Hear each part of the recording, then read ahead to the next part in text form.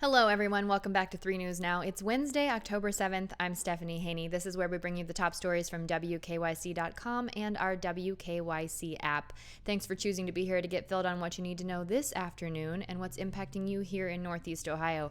First up, we start with a national story that, of course, has gotten national attention. Former Minneapolis police officer Derek Chauvin, the ex-officer charged with the murdering of George Floyd, is leaving custody after posting a $1 million bond. Now, this doesn't mean he actually put up $1 million. We'll get to that in just a second. But as a reminder, Chauvin is charged with second-degree murder, third-degree murder, and second-degree manslaughter in the killing of George Floyd, the incident which happened on Memorial Day, May 25th, which ignited demonstrations across the country. There are also 3 other former Minneapolis police officers charged with aiding and abetting in the death, and Chauvin, whose bail was set at $1.25 million in June, or $1 million if certain conditions were met, has now left custody. So he posted a non-cash bond, that's important, of $1 million on Wednesday, October 7th. That is today.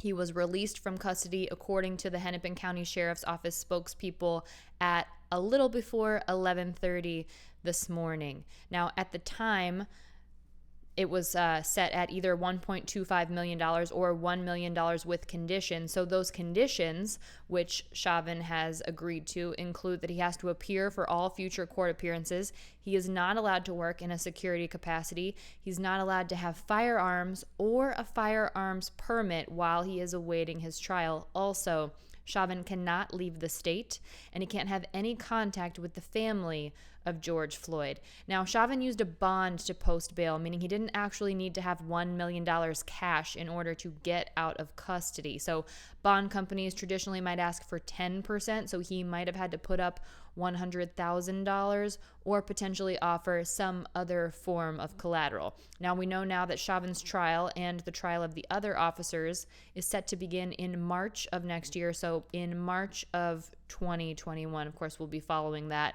along with the rest of the country as new developments come in that case. But as of now, former officer Derek Chauvin is no longer in custody while he awaits trial for the killing of George Floyd. We now have the latest numbers in from the Ohio Department of Health when it comes to COVID-19 here in Ohio, and they are continuing to move in the wrong direction, the direction we do not want them to be moving. Reported cases over the last 24 hours are up again, so are deaths, and active hospitalizations continue to rise as well here in Ohio. In the last 24 hours, there have been 1,424 new COVID-19 cases reported. Now, remember, there's a lag in that data, but those were the cases reported in the last 24 hours to the Ohio Department of Health. That's up almost 100 from yesterday. There were 1,335 new reported cases of COVID-19 yesterday. Now, our 7-day average testing positivity rate is 3.3%. So that has ticked up just slightly from yesterday as well. So over the last 7 days, for all COVID-19 tests being done, on average, 3.3% of those are coming back positive. The total number of new deaths reported in the last 24 hours, also a delay on this number, 23 new deaths reported in the last 24 hours, bringing us very close to 5,000 total deaths here in the state of Ohio. That total number is now at 4,970. We've seen 119 new hospitalizations in the last 24 hours. The new hospitalizations is down a bit from yesterday, but the total number of people who are actively hospitalized is up.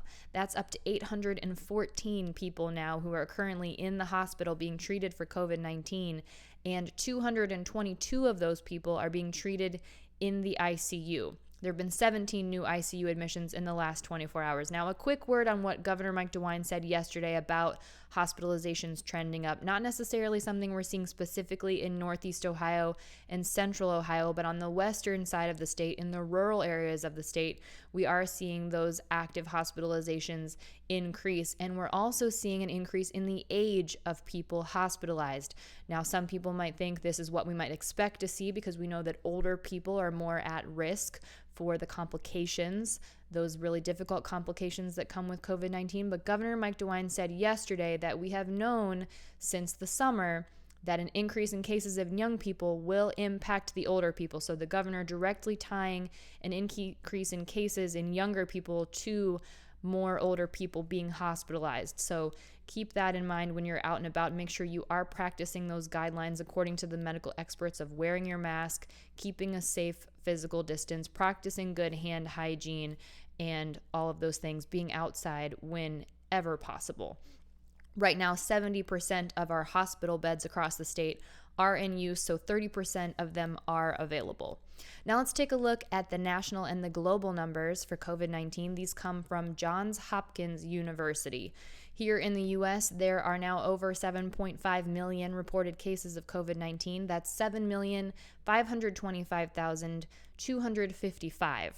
And the total number of deaths now related to COVID-19 in the U.S. is 211,405. So just over 900 new reported deaths in the U.S. in the last 24 hours, according to Johns Hopkins University. Now, as we know, we have just over 4% of the global population, but we have 20% of the global deaths of COVID-19 in the U.S. and also 21% of the known total cases across the globe here in the U.S. Globally, those numbers are almost 36 million reported cases now of COVID-19. That number is 35,970,265. And the total number of deaths related to COVID-19 globally is now at 1,052,105. COVID-19 is also now continuing to impact the NFL with another new positive test confirmed today. Our Cleveland Browns quarterback Baker Mayfield said people need to just wear their masks when talked about the NFL schedule disruptions. He said to him, "It's not that hard. Just wear your mask. We all want to play football, so everybody's got to do it, and just do it." He said as for him, not much is different for him. He's still staying inside. He's not going to restaurants too much, and he's sticking to his business. Now, this is all coming after last week, week 4, there was an outbreak on the Tennessee Titans roster of COVID-19. So instead of playing this past weekend, the Titans and the Pittsburgh Steelers will now play in week 7. Of course, right now we're in week 5 of the NFL. So the Steelers game against the Baltimore Ravens will now move to week 8 because of that rescheduling. Also this past week, the Kansas City Chiefs and the New England Patriots had to move the Sunday game to Monday. That was after Patriots quarterback Cam Newton tested positive for COVID-19.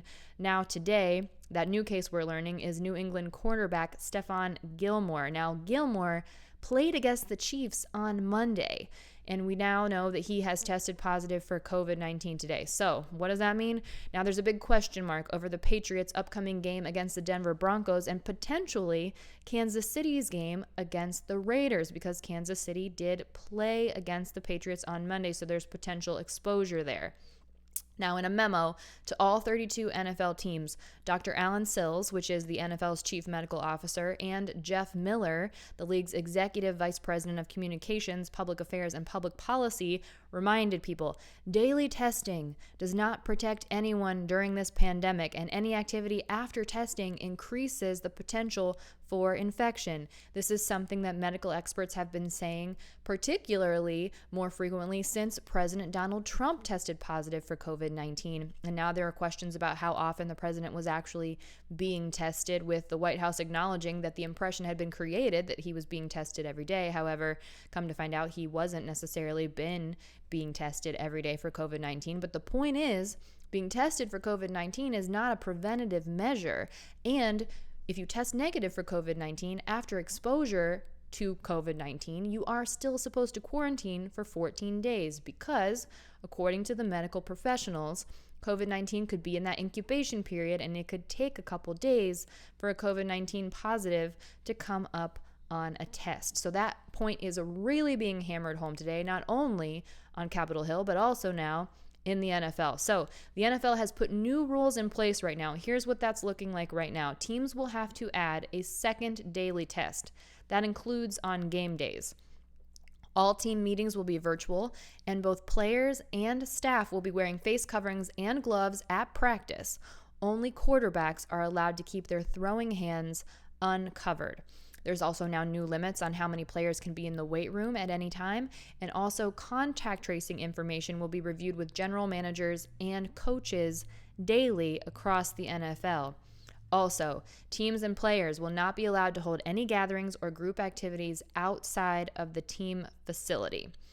They will be consulting with medical experts to decide when a team must follow these new procedures and when any outbreak has eased enough to return to the previous protocols.